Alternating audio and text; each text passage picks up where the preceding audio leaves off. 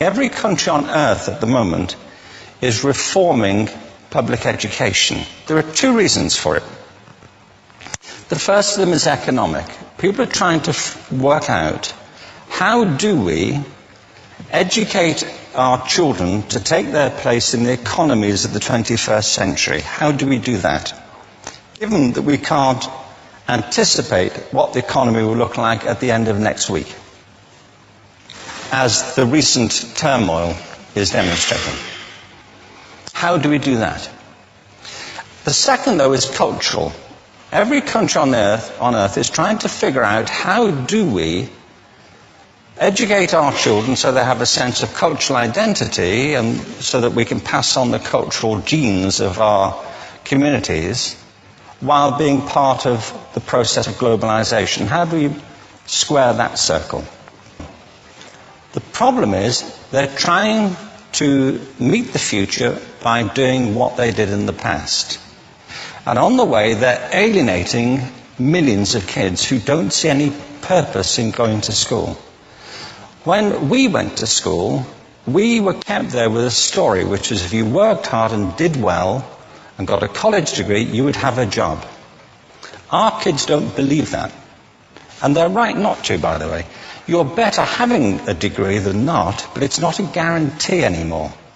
And particularly not if the route to it marginalizes most of the things that you think are important about yourself. And people say we have to raise standards as if this is a breakthrough. You know, like, really, yes, we should. Why would you lower them? You know, I mean, I haven't come across an argument that persuades me of lowering them. But raising them, of course we should raise them. The problem is that the current system of education was designed and conceived and structured for a different age.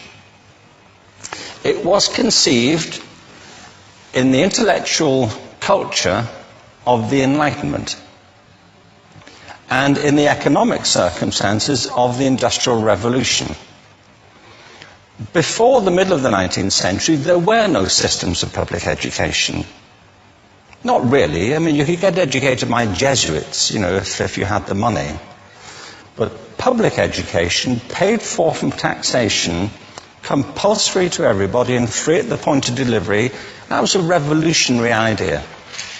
And many people objected to it. They said it's not possible for many street kids, working class children, to benefit from public education.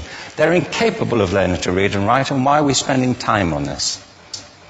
So there's also built into it a whole series of assumptions about social structure and capacity.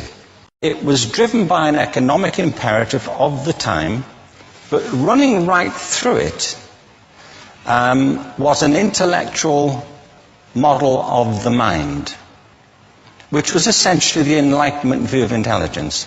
That real intelligence consists in the capacity for a certain type of deductive reasoning and a knowledge of the classics originally, what we come to think of as academic ability.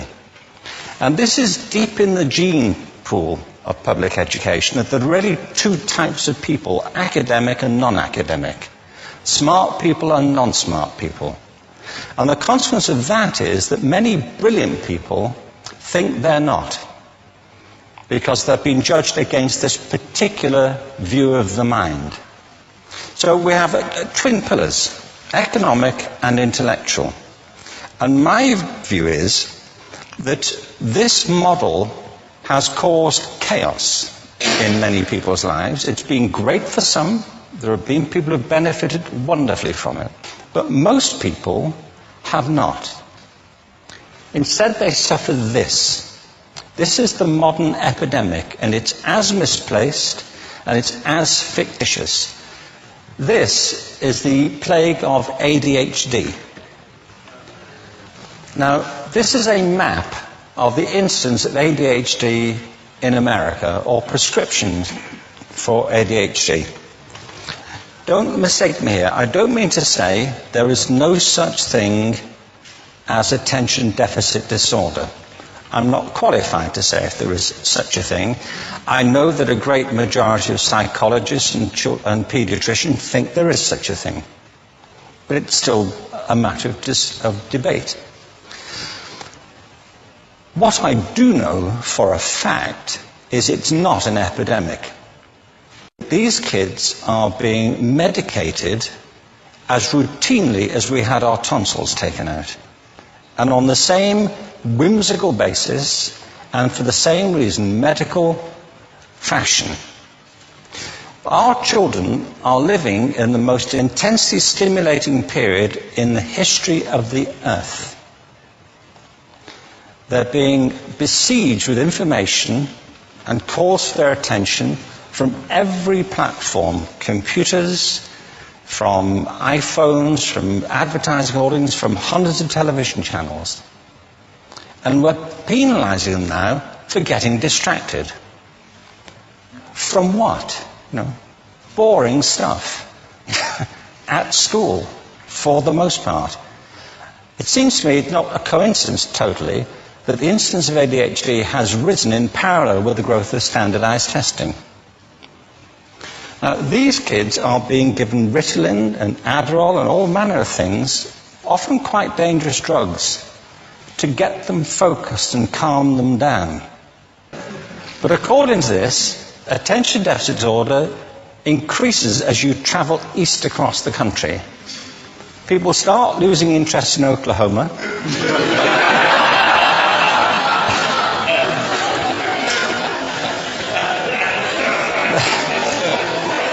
They can hardly think straight in Arkansas.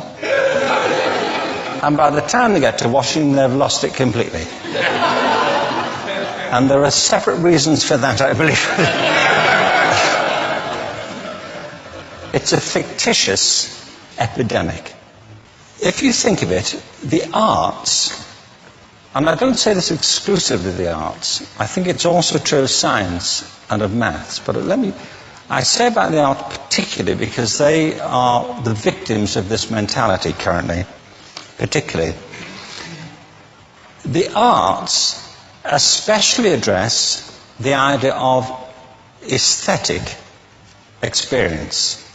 An aesthetic experience is one in which your senses are operating at their peak, when you're present in the current moment, when you're resonating with the excitement of this thing that you're experiencing, when you are fully alive.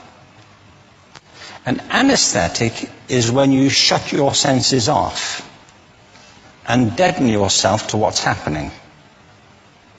And a lot of these drugs are that. We're getting our children through education by anesthetizing them. And I think we should be doing the exact opposite. We shouldn't be putting them asleep. We should be waking them up to what they have inside of themselves. But the model we have is this. I believe we have a system of education that is modeled on the interests of industrialism and in the image of it. I'll give you a couple of examples. Schools are still pretty much organized on factory lines, ringing bells, separate facilities, specialized into separate subjects. We still educate children by batches. We put them through the system by age group. Why do we do that? Why is there this assumption that the most important thing kids have in common is how old they are? It's like the most important thing about them is their date of manufacture. You know what I mean? Well, I know kids who are much better than other kids at the same age in different disciplines. Or at different times of the day. Or better in smaller groups than in large groups. Or sometimes they want to be on their own.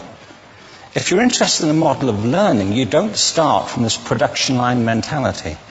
It's essentially about conformity, and increasingly it's about that as you look at the growth of standardized testing and standardized curricula. And it's about standardization. I believe we've got to go in the exact opposite direction. That's what I mean about changing the paradigm.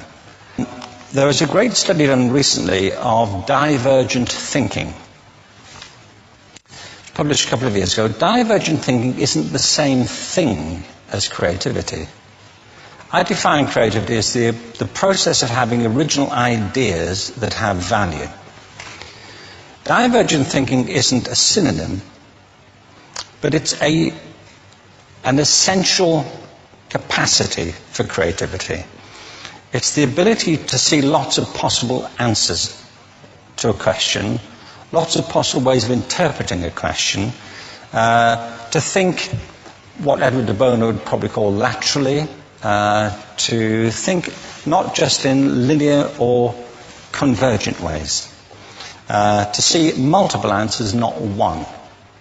So, I mean, there are tests for this. I mean, one kind of common example would be people might be asked to say, how many uses can you think of for a paperclip?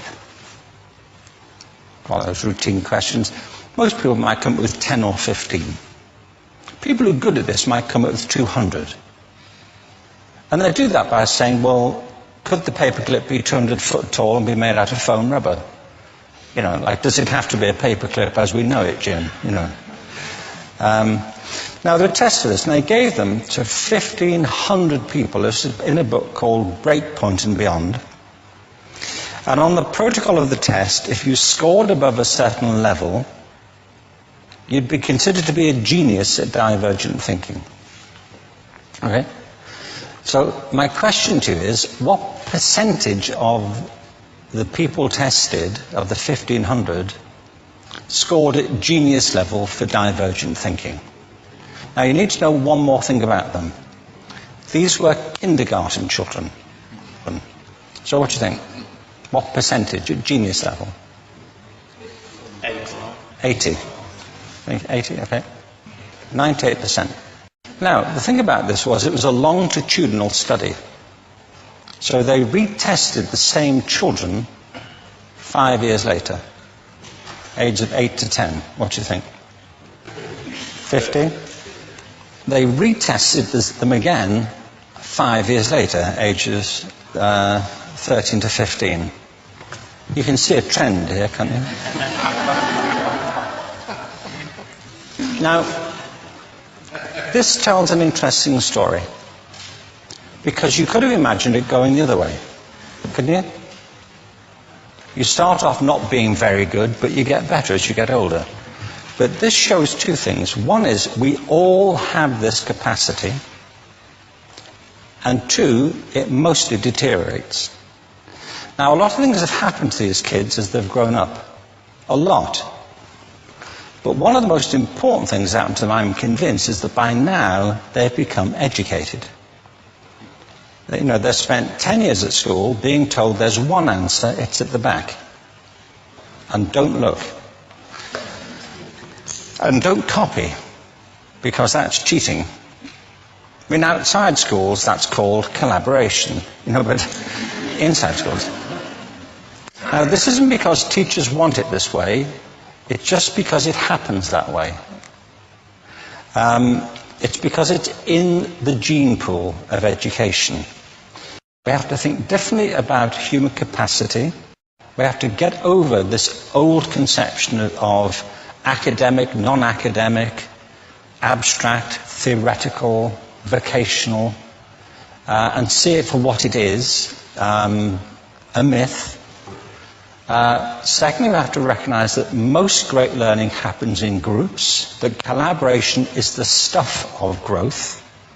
If we atomize people and separate them and judge them separately, we